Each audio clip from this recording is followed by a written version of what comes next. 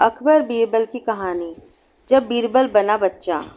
बादशाह अकबर का दरबार लगा हुआ था, लेकिन उस दिन बीरबल दरबार देर से पहुंचा। बादशाह ने बीरबल से देरी का कारण पूछा तो वह बोला, महाराज मैं क्या करता, मेरे बच्चे आज जिद करने लगे।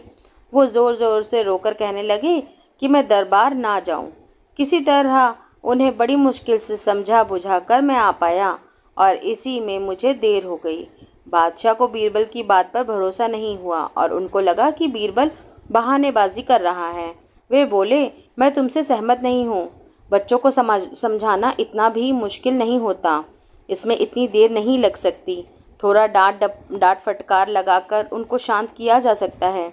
बीरबल ने कहा, महाराज बच्चे को गुस्सा करना या डांटना तो बहुत सरल है, लेकिन उनको कोई बात समझाना या उनकी ज़िद पूरी करना इतना आसान नहीं।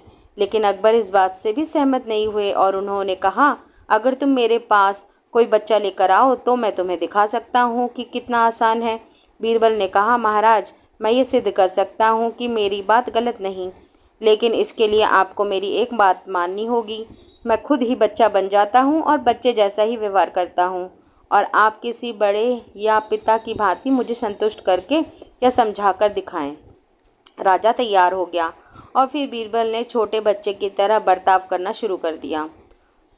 वो छोटे बच्चे की तरह दरबार में यहाँ वहाँ उछलने कूदने लगा और तरह तरह के मुंह बनाकर अकबर को चिढ़ाया। वो रोने चिल्लाने लगा तो राजा ने उसे मनाने के लिए अपनी गोद में बैठा लिया। अकबर की गोद में बैठने के बाद बच्चा बना बीरबल राजा की मूंछों से खेलने व उनको छेड़ने लगा। अब तक बादशाह शांत थे और वो कहने लगे, अच्छे बच्चे ऐसा नहीं करते। बीरबल ने अब ज़ोर ज़ोर से चिल्लाना शुरू कर दिया तो बादशाह ने कुछ मिठाइयाँ लाने का आदेश दिया, लेकिन बीरबल चुप नहीं हुआ। तो वो बादशाह ने खिलौने मंगवाए, लेकिन बीरबल रोता हुआ बोला, मैं तो गन्ना खाऊंगा, मुझे गन्ना ला कर दो। अकबर ने गन्ना लाने का आदेश दिया, पर गन्ना देखकर भी बीरबल का रोना नहीं रुका और वो बोला, मुझे इतना बड़ा गन्ना नहीं चाहिए, वो छोटे छोटे टुकड़ों में कटा हुआ गन्ना खाना है। अकबर ने सेवक को बुलाकर गन्ने के छोटे छोटे टुकड़े करवाए और बोले कि बेटा अब खा लो इसे और चुप हो जाओ। लेकिन बीरबल और ज़ोर से रोता हुआ बोला, नहीं ये अच्छा नहीं लग रहा, मुझे तो बड़ा गन्ना ही चाहिए, मैं वही खाऊंगा। बादशाह ने एक साबुत बड़ा गन्ना उठाया और बीरबल को देते हुए बोला, ये लो पूरा गन्ना, अब रोना बंद करो और इसे खा लो। लेकिन बीरबल अब भी चुप नहीं हुआ और रोता हुआ ही बोला, नहीं मुझे तो इन छोटे टुकड़ों से ही साबुत गन्ना बना कर दो। बादशाह को अब गुस्सा आने लगा था और वो ज़ोर से बोले, कैसी बात करते हो, ये संभव नहीं है, अब जो है इसे खा लो। पर बीरबल नहीं माना और ज़ोर ज़ोर से रोता रहा। बादशाह का धैर्य अब जवाब दे चुका था और वो बुरी तरह खींच उठे। उन्होंने कहा, चुप करो वरना मुझे हाथ उठाना पड़ेगा। ये सुन बीरबल ने और तेज़ आवाज़ में रोना शुरू कर दिया। बादशाह ने हार मान ली और वो हार कर अपनी गद्दी पर सिर पकड़कर बैठ गए।